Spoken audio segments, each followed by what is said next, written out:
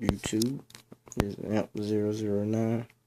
Focusing in on I got the ESC, and then I got my connector put on. But I got a bad ESC, y'all. Let me show you what happened when I connected to the battery and everything. And like, no kidding, this thing is like scary. The first day I did, sparks came out, so I gotta send it back to eBay. Been trying to contact the dude off eBay like 3 days in a row. No response, no nothing. So, I put out a little report on it. Hopefully I can get my money back.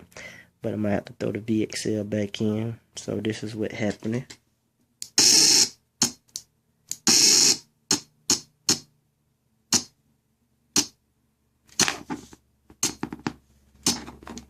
Wires getting hot and everything.